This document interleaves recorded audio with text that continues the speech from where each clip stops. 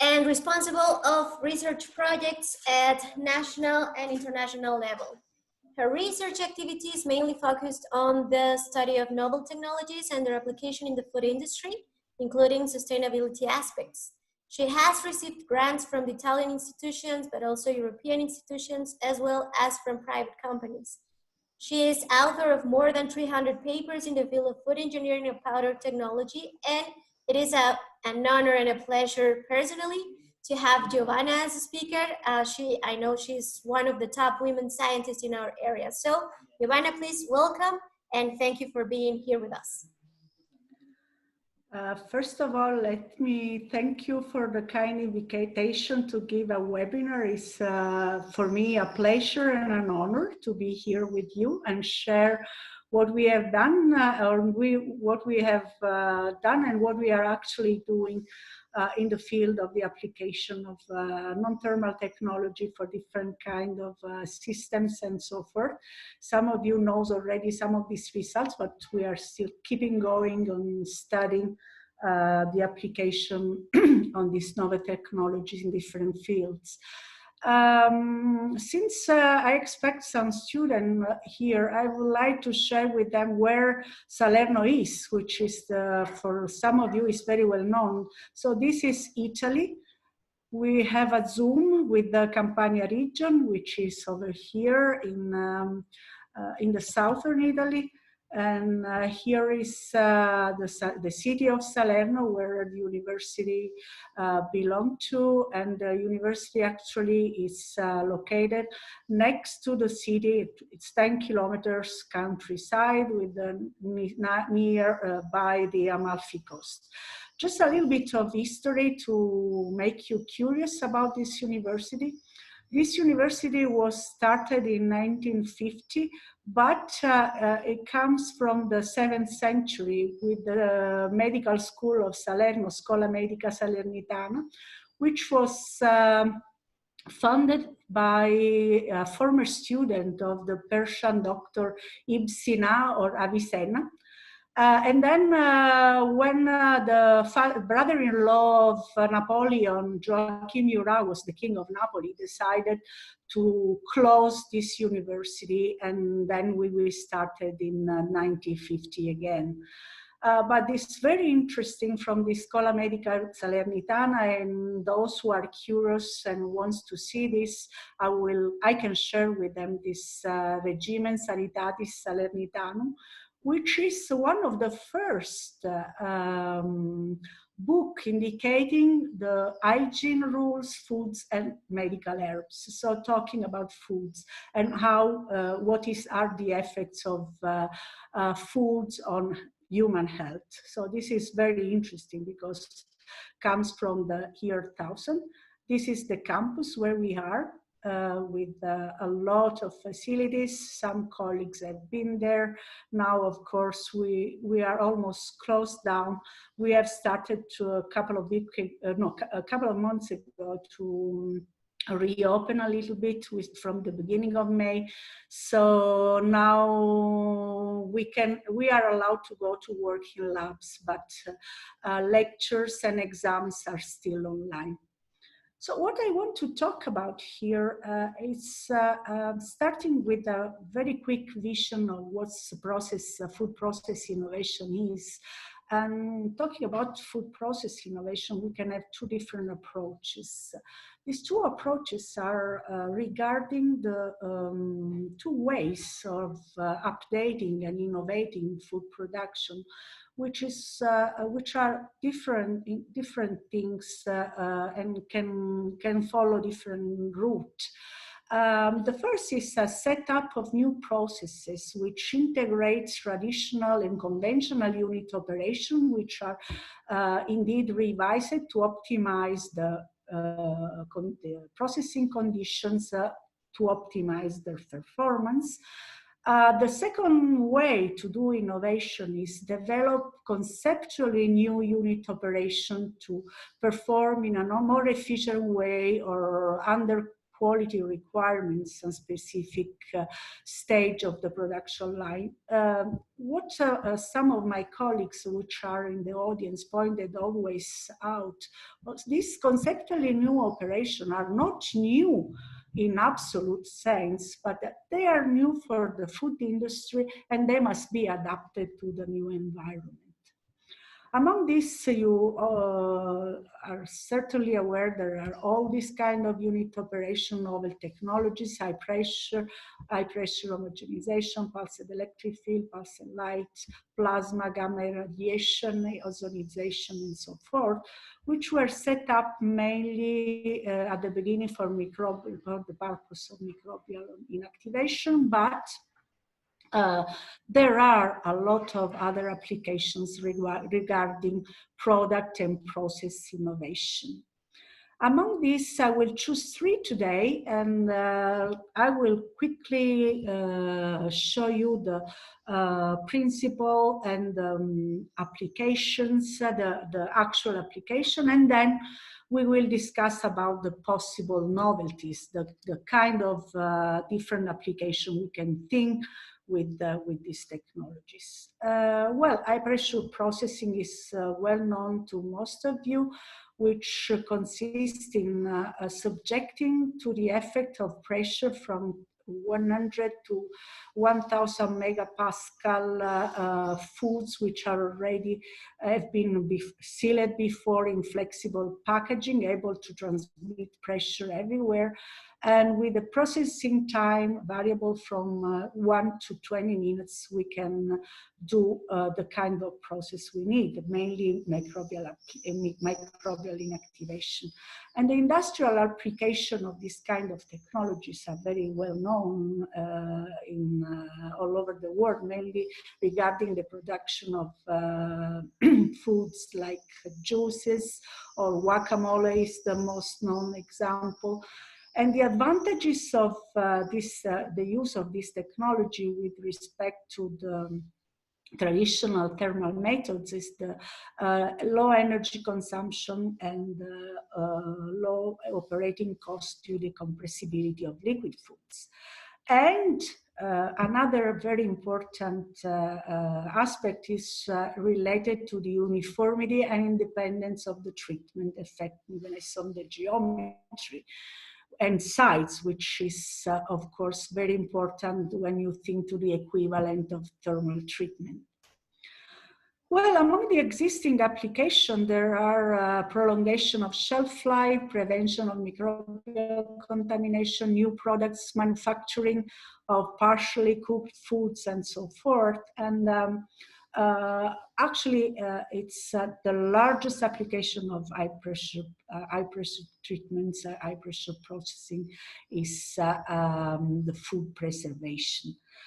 There are already many industrial installations from small volume to big volume, and with a production rate of 200,000 tons per year. Another technology which is also very interesting to my opinion is the high intensity pulsed light. This technology consists in subjecting a kind of exposing kind of contaminated substrate to the action of intermittent intense short pulses of polychromatic light going from the UV to the visible and infrared spectrum, which are emitted by a light source like a xenon lamp. This technology is very interesting and has been applied to kill a variety of pathogenic foods and spoiling microorganisms. During the ill treatment, the energy is stored in a capacitor bank, then is released via switch to the lamp, which is filled to with the xenon gas, and as a consequence, the gas in the lamp is ionized and emits characteristic light of the treatment.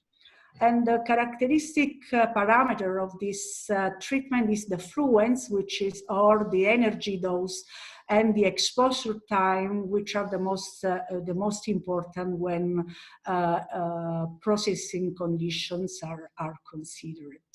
Of course, there are also other, but the main parameters, the main processing parameters are fluence and exposure time. Well, also applications of this technology already exist, which are the treatment of microorganisms for their inactivation, and the effectiveness of HEALP for microbial inactivation is due to the coexistence of different mechanisms, which are photochemical effects on DNA, so the damage of DNA by thymine and dimer formation. There is the localized overheating of microbial cells, so there is a photothermal effect, and structural damages causing the electroporation of the membranes, which is the photophysical effect. So the joint effect of these three mechanisms are inducing microbial inactivation. The third technology I want to quickly look after is high pressure homogenization. This technology consists in treating liquid food through a valve. In this valve, there is the possibility of forcing this liquid to pass through the gap between the cylinder and the valve seat, and this causes the rupture of the particles in very, very small fractions, and this can be done by changing the gap between the piston and the valve, and by changing also the flow rate conditions inside the system. And the mechanism is that the cells passing from the valve piston system are ruptured due to different kind of mechanisms like cavitation, shear, elongation stresses, turbulence, and pressure gradients. So all these mechanisms contribute to the rupture of the particles into smaller particles up to size in the nanometric scale. This technology has been also applied for microbial inactivation. As I said at the beginning, this was the main purpose at the very beginning, but then other applications have been figured out, among which the production of nanoemulsion, the production of nanometric droplets with diameter in the range of the nano size. Now, what we are going to discuss a little bit in deep today, it's the application of these technologies on a particular field, which is the reduction, if possible, of the allergenicity of foods. What does it happen here? If we are talking about the last years, we have assisted worldwide in an increase of allergenic reaction to foods in not only children and young adults, but also in people who are quite old. Which is very much of concern due to the fact that allergens eliminations is a very big issue, and it's a very complicated process. If we want to avoid the allergic reaction, the only way which is set up nowadays is the allergen elimination from products which from one side needs dedicated processes, makes the allergen-free product less processable or workable, and the cost associated with this allergen elimination production of allergen-free products is very, very expensive. These are the complications from the process side. From the health side, these foods which are deprived of allergens, they also show nutritional deficiencies due to the fact that in order to make this product processable, you need to add some additives which are not very friendly for the consumers. Then these processes are expensive, and the products are also very expensive. And people who are suffering this kind of allergies have a low quality of life. They have to pay attention anytime they eat outside their house, because these problems can even cause the death of people. And I will tell you later what was happening here in Salerno a couple of years ago.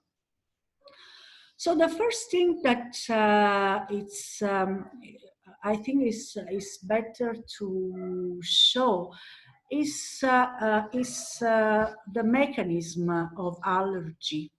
Well, we have to make a distinction between intolerance and allergies. The intolerance are a response of the digestion apparatus, while the allergy is an abnormal response of the immune system. With this in mind, we can go through these slides and look at the mechanism on which the allergenic reaction is based. So we have a certain cell, B, which comes initially in contact with the allergen.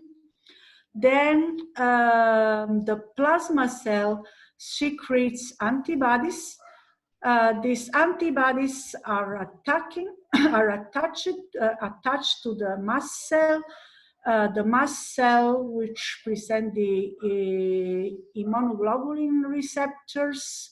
Then this mast cell comes in contact with the allergens, and the mast cell releases the allergen mediators, which are the histamine and other chemicals which indeed cause the allergenic reaction. And indeed, when you have someone with allergenic reaction, the first thing to do is give them an antihistaminic to reduce the histamine level inside the body.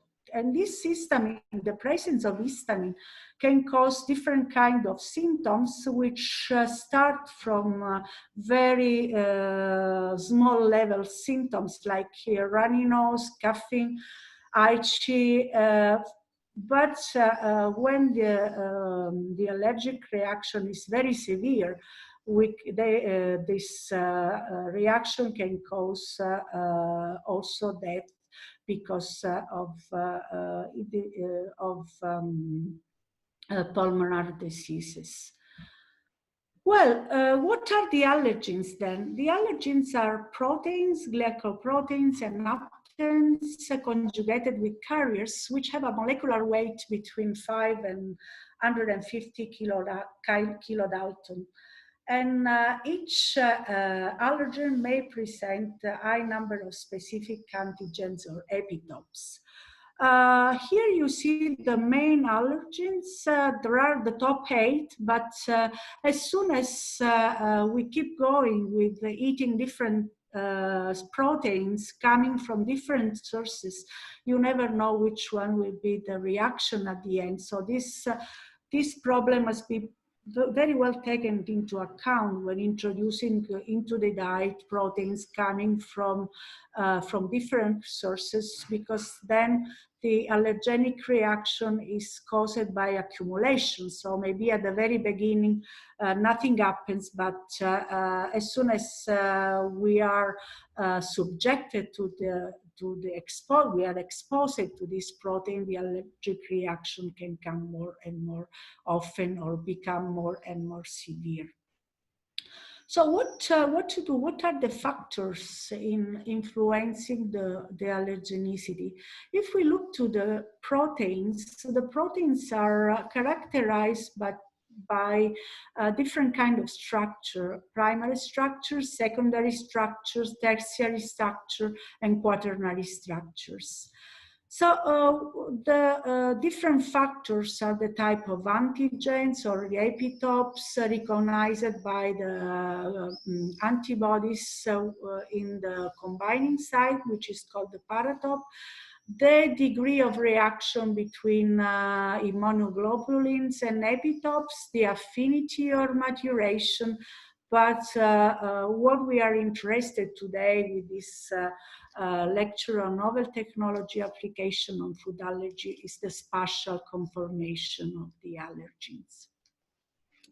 So what we can do, if we think to this different structure, we can actually look at the possible effect of the application of different technology to cause the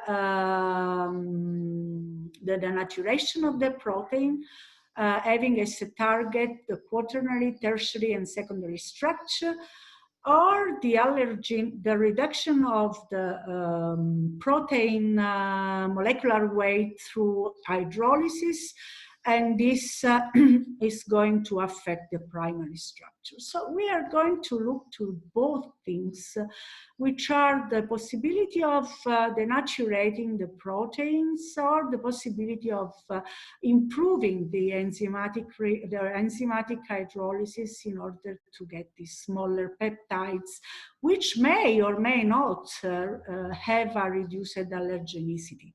So we have to discuss these aspects. So what is happening here? We discussed first on the denaturation, and you know very well the denaturation with the thermal processing, in which you have basically two kinds of configurations. So the proteins are mainly characterized, and the one we are going to work with today are mainly characterized by globular structure, while the inactive or denaturated proteins has a different spatial configuration. If you have a complete denaturated proteins, this change in the spatial configuration are stable and are actually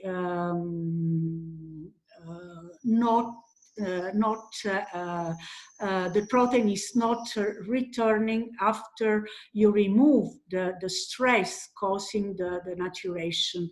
They do not return in the previous configuration.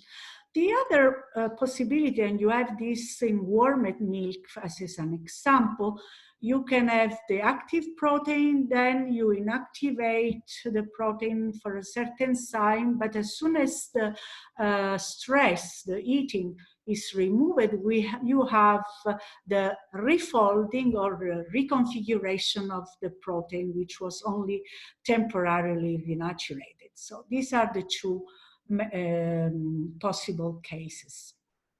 Let's see what is happening with high pressure processing, for instance. Everybody knows this graph in which if you have the pressure against temperature, if you increase the temperature and the temperature, you can go to the denaturation due to thermal treatments. If you increase the pressure, you can denaturate the proteins due to pressure treatments. And up to a certain point, you have first the denaturation of the unfolding of the protein. And if you keep going and increase the pressure, you can go up to reach the denaturation. The protein unfolding is due to the rupture of non-covalent bond caused by the water which entered the structure and causes the release, the unfolding of the process. But unfortunately, with high pressure, we have no variation on the primary structure, so pressure has no effects on covalent bonds. So if we look at this picture and we have the treatment with different pressure of our protein, and bovine albumin has been taken into account as a model protein, we can, if we keep going, increase the pressure, we obtain the not complete denaturation of the protein, so the irreversible unfolding.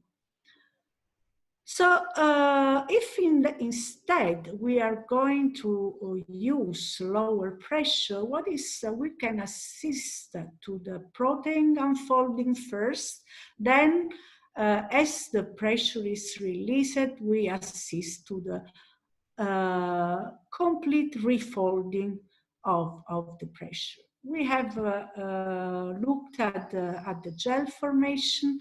So we have measured the hardness. We have also measured the effect of different processing conditions like pH or like protein concentration and so forth. So the picture is quite clear. So what we have here, if we look at this graph and we look at the pressure treatments, if we compare the free SH group, which are the measure of the unfolding of proteins, if we start from the very beginning, if we compare the control, which is the normal protein, with the HP processed protein, we have a huge difference in free SH groups amount, which tells us that this treatment has caused the protein unfolding.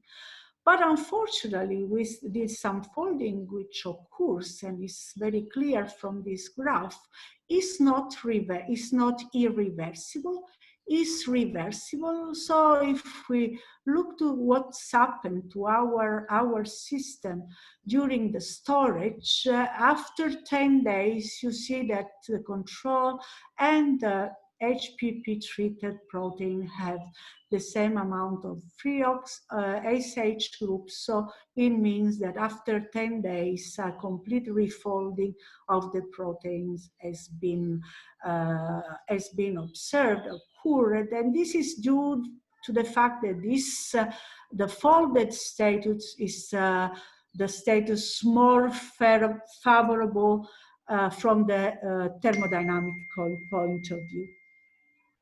So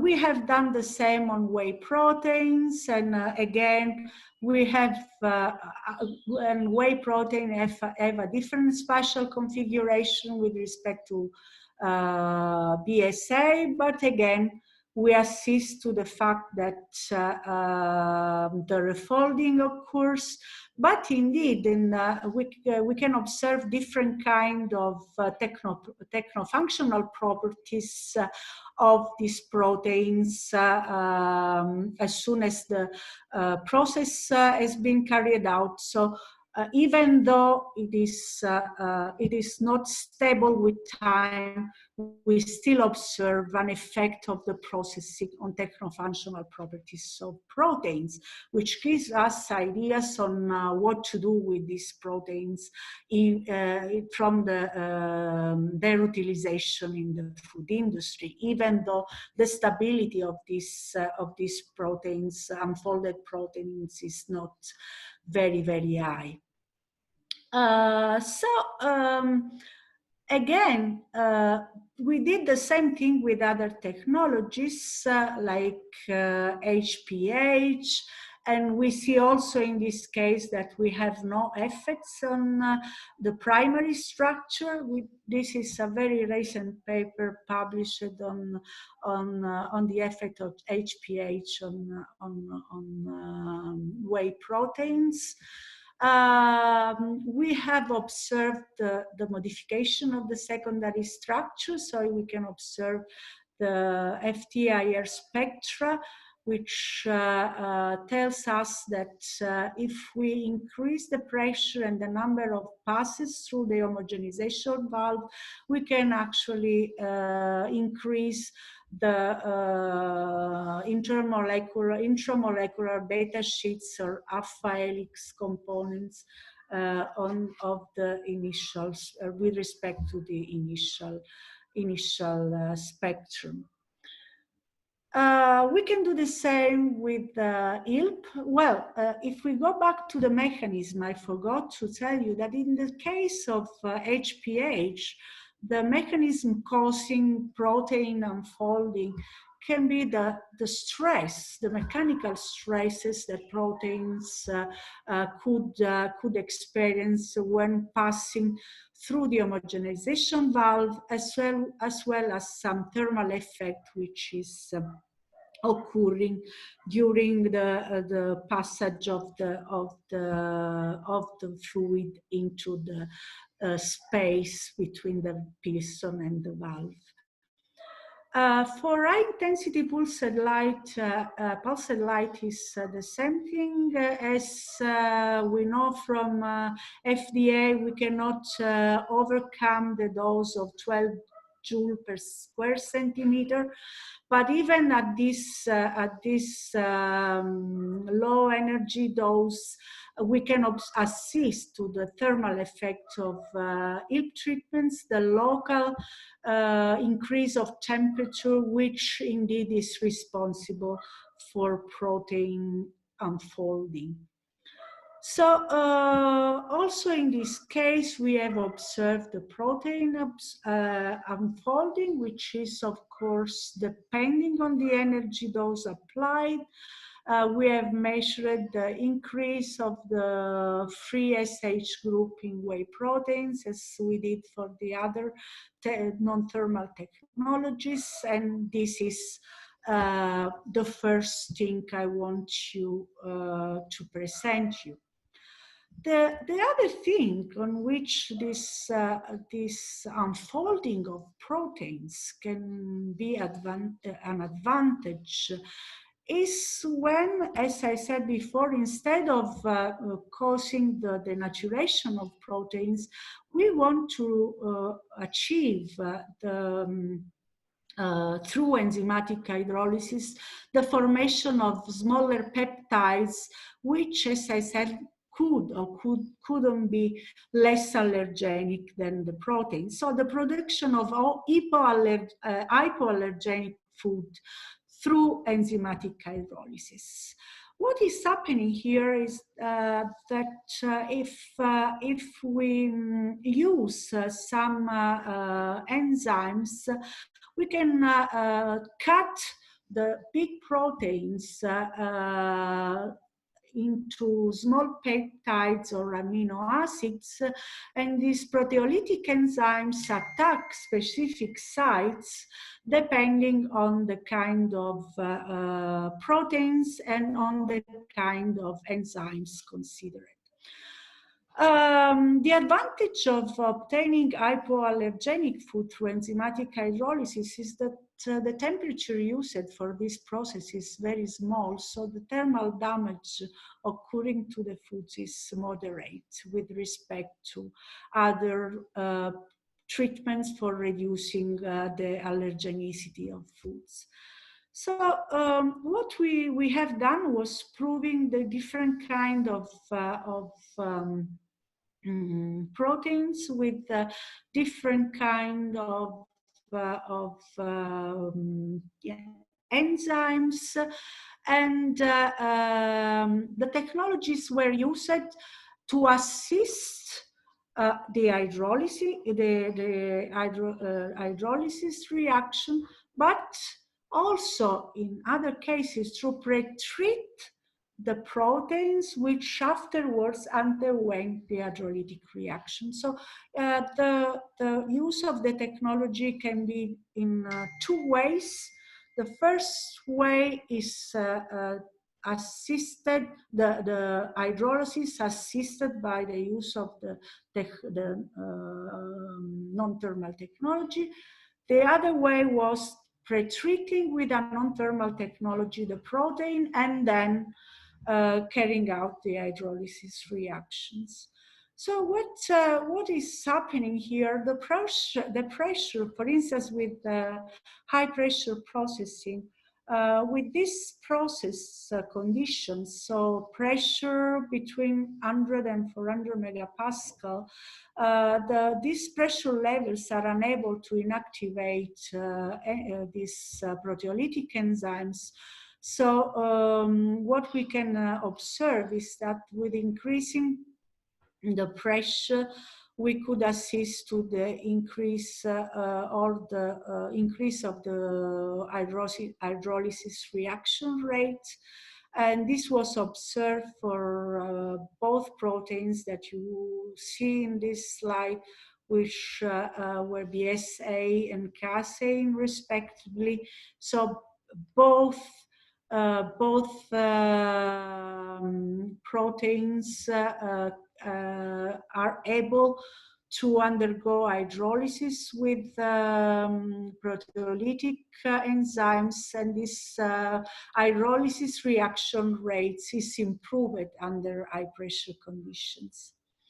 The other, we have used also other kind of enzymes like bromelain and chymotrypsin with whey proteins, and we observed the same behavior. So we cannot assist to the increase of the reaction rates with respect to the control at normal pressure, at ambient pressure, and 37 degrees C as optimal temperature conditions. So what we have here is that the fact that during high pressure processing we have the unfolding of proteins, this makes more sites of the protein available for the proteolytic attack, and this of course increase the rate of the hydrolytic reaction. And if we utilize, which was, this is a paper that we have recently submitted, if we use, instead of using a single enzyme, we use a mixture of enzymes, each of them promoting different or attacking different sites. For instance, chymotrypsin is cleavaging the peptide bonds at the level of tyrosine and lysine, while if we use bromelain, the protein sites which are attacked are at the level of arginine, lysine, and glutamic acid. In this case, we can even enhance with a mixture of enzymes the final effect, increasing the degree of hydrolysis up to 3 times with respect to the process carried out at ambient pressure. So, okay, we have observed this with SDS page measurement. So if we look at the graphs, we can observe that this is the graph for BSA. If we have the treated protein, we observe that there are more and more bands in the low molecular weight site. And this was the same also with the chymotrypsin. Now we have done the same with HPH, just to see if there is any improvement that we can observe with the use of another technology. And again, we can accelerate the rate of reaction, but at the end, we have practically after a certain reaction time, both the control and the high pressure homogenization assisted hydrolysis gives rise to the same degree of hydrolysis. This is the same also for ILP treatment. Now, at the end of this story, we have also thought to the possibility of setting up a model to individuate how the enzymatic hydrolysis assisted by non-thermal technology, what are the differences between the reaction, the hydrolysis reactions carried out in normal condition and the one carried out with assisted hydrolysis with non-thermal technologies. So what we have done here was introducing the two possible reactions that occurs during processing with the non-thermal technologies. One is the hydrolysis reaction, the other is the enzyme inactivation reaction. We did the mass balance on the enzyme substrate complex at the steady state. We have written the final equation describing what is going on in terms of the hydrolysis reaction, taking into account also the fact that under these stresses, also the inactivation of the enzyme could occur. With this in mind, we have written a generalized equation with two parameters, one depending on the enzymatic reaction and the other depending on the inactivation reaction. And so we have written a generalized equation with the two parameters, three parameters actually N, B, and AB, which are considered in order to model this co-current operation. So we have modeled our kinetic reaction hydrolysis with this model. And what we have observed that these curves are very well described by this model, are characterized by a downward concavity and a plateau, so a steady state condition after a certain hydrolysis time. And the shape of the curve is independent on the kind of proteolytic enzyme used for the hydrolysis reaction. We have calculated the different model parameters and their dependence on pressure and so forth. And we have obtained these graphs in which we can observe that A, the parameter which describes the reaction rate, the parameter A is the parameter which depends on the reaction rate constant as increases with the pressure level and has a maximum between 400 and 500 megapascal with chymotrypsin and 400 megapascal with trypsin. So we can figure out the dependence of the parameter A on the processing conditions. The parameter B is almost constant in a pressure range which is specific for the enzyme considered. And finally, the AB parameters is the product of the two, so follows the same trend observed for the parameter A. Now, we jump to the conclusions for today. And the conclusion is that unfortunately, if these technologies, novel technologies they can be addressed on protein unfolding, but unfortunately the process is irreversible.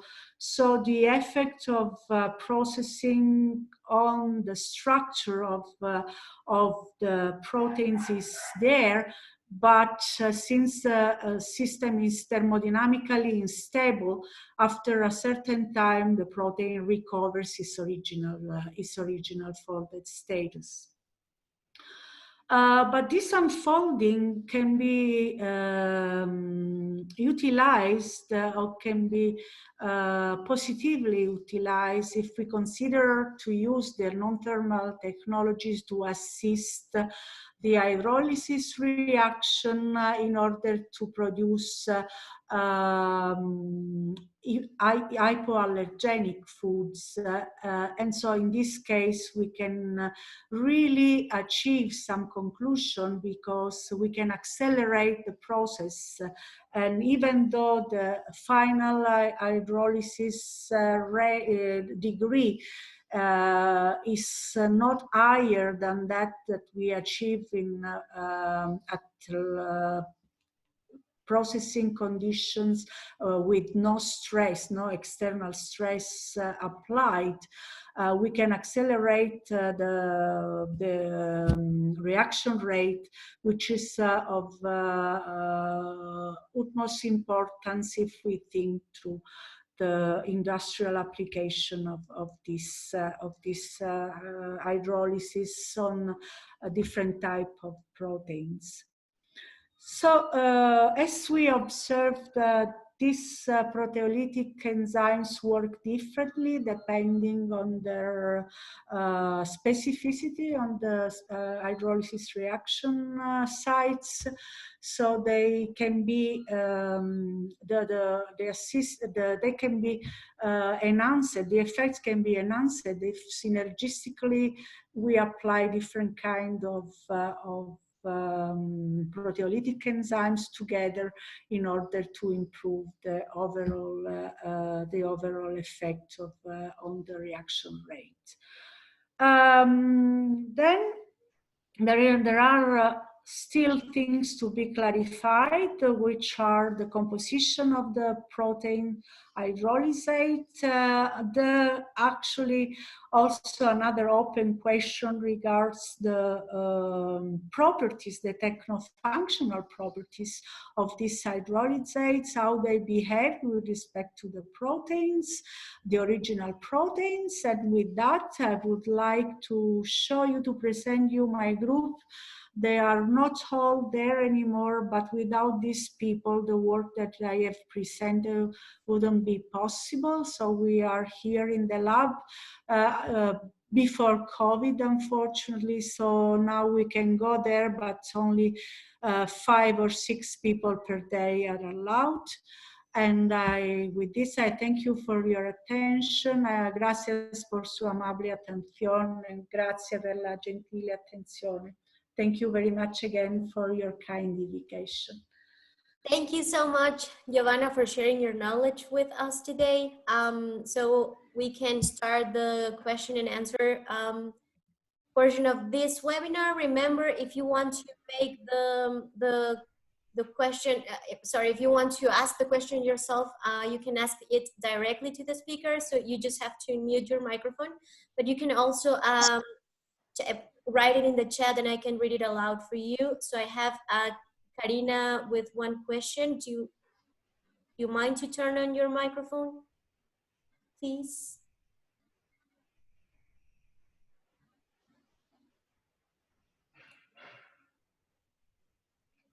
Karina? Karina?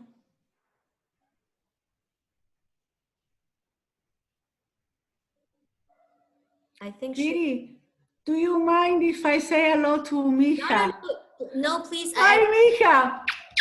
How are you doing? Hey, we need you with this problem. I have to go back to thermodynamics, so I need to chat with you one of these days.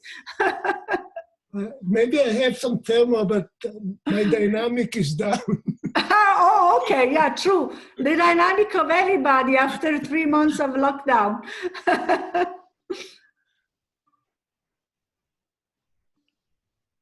So I have one question from Kiao Ding. Will the non-thermal treatment technologies cause denaturation to the enzymes as well? Does that mean more enzymes are needed when compared to traditional methods? No, at the processing conditions that we have used, we didn't observe any enzyme inactivation, which of course could occur if the processing conditions are more severe.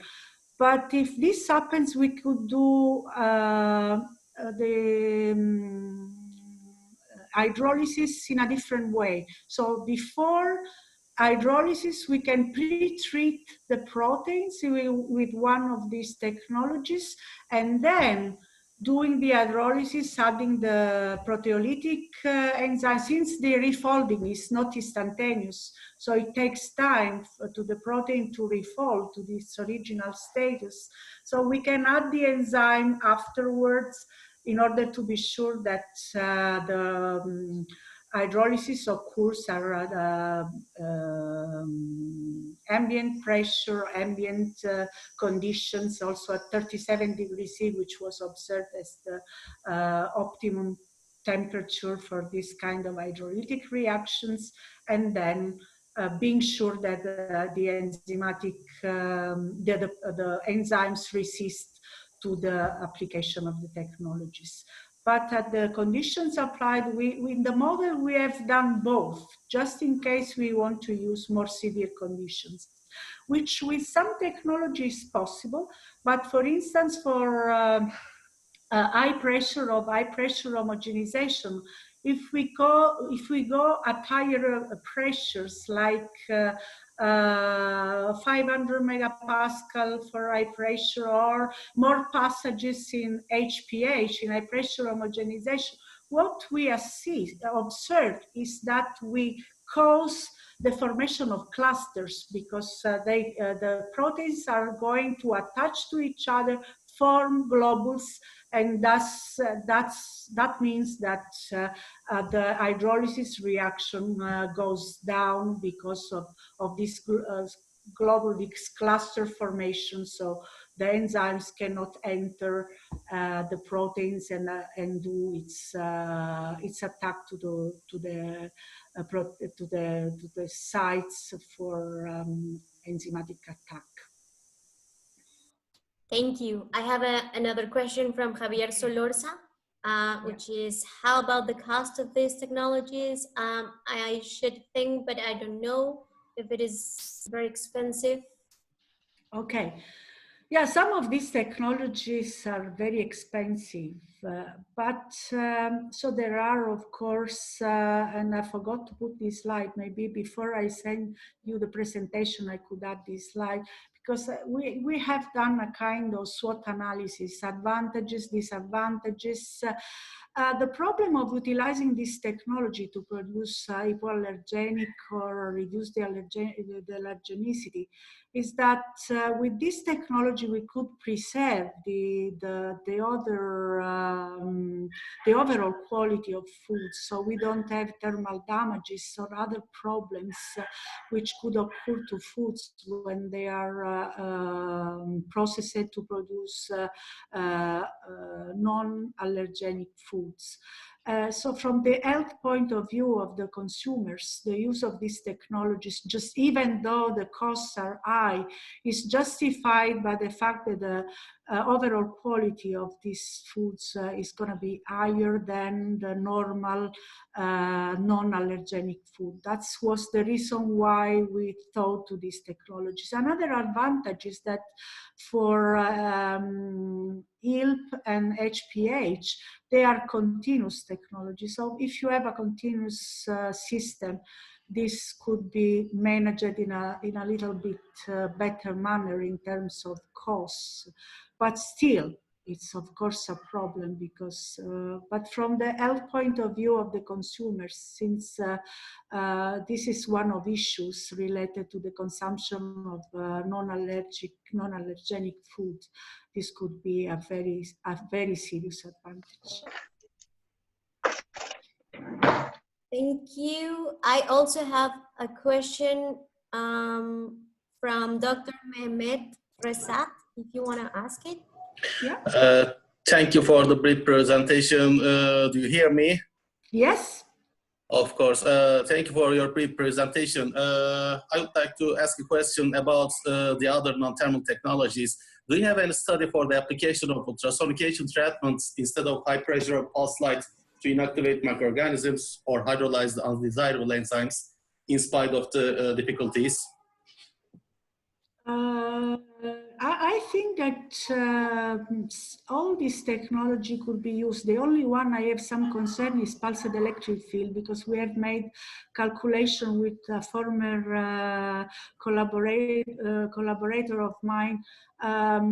We have calculated the amount of energy that we can spend. It was very high, but any technology which could cause this unfolding, I think also to sonication could be a good idea, because at the level of sonication of power, ultrasound power that you could use, this can be modulated in the sense that the enzyme resist this technology are not inactivated, so they can cause the unfolding, but they don't cause microbial inactivation. The important thing is utilizing the stress up to a certain level, not to overcome the resistance of the enzymes.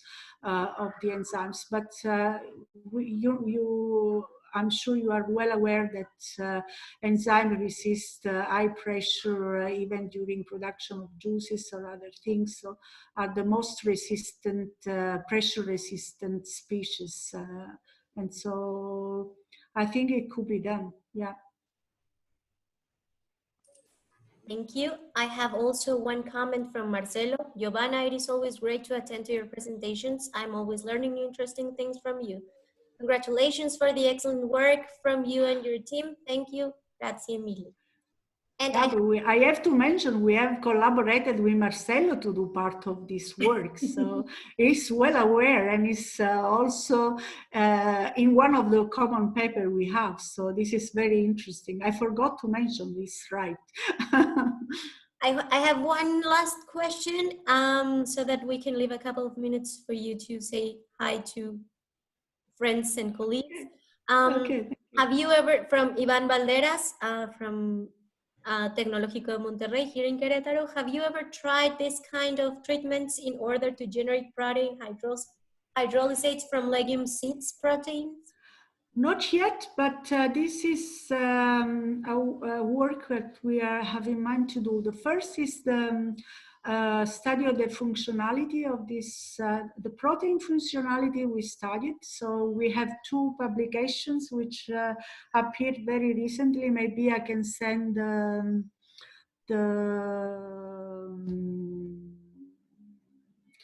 references. And then we have in mind to do also the characterization of these smaller peptides, because sometimes there are contradictory results in the literature. Sometimes they say that smaller peptides have worse technological properties. Sometimes they say no, so we are keeping going with this in a way that we should learn. And proteins from pulses are very, very, very interesting. We want to do the same with the proteins extracted by microalgae, because this is another big issue rising, because they want to actually utilize these proteins from different sources, including different kind of pulses like lupins and things like that, but also from algae and microalgae. So this is a very big work. But my concern with respect to colleagues who are doing this and proposing this as additive in foods is always concerning the allergenicity. There is a lot of interest here in Europe towards spirulina, for instance, Arthrospira pratensis microalgae. And they are using this microalgae everywhere, even like condiment or something like that. But I know, for instance, from Roberta, my sister, who you know very well, she experienced a very strong reaction towards spirulina because she's allergic to shrimps and crustaceans. And since crustaceans eat spirulina, so she's also allergic to spirulina. So even though these kind of things are added to food, this must be very clearly stated in the labels, because the consumers must be very much aware of what they are going to eat, since allergic reactions can be very, very strong. And I was promising to tell you the case in Salerno a couple of years ago. There was a boat in the harbor of Salerno, and some people went to a restaurant, a family with a little kid, and the parents went in this restaurant, and the mother was asking for pasta with sauce. She was asked, please don't put any Parmesan cheese because my son is allergic. The waiter was kind enough to give to these kids, instead of giving dry pasta, he gave him fresh pasta, this freshly made pasta, but he was not aware that in the recipe of the pasta there was some whey proteins, which must not be there. Indeed, in the normal recipe, when we do homemade pasta, there is no whey protein. So this little boy ate the pasta, he went to the hospital, and then he died. So it's the allergenic reactions are a very, very serious issue to be taken into account by all these people, and education in this sense is a crucial importance in order to avoid any problem to the consumers. Well, thank you so much, Giovanna, for your knowledge, for your time, and I mean, this was a very exciting talk. I know it's your recent work. Thank you so much. And for the rest, please keep tuned and check on our website. We have a Facebook page, an Instagram account, and we also. I just put in the chat our official webinar webpage. So if you can, this has been, I will upload this presentation later on and into our webpage. And well, thank you everybody. And well, we have a couple of minutes. Hola, Dr. Pele. Hi, first of all, thank you all.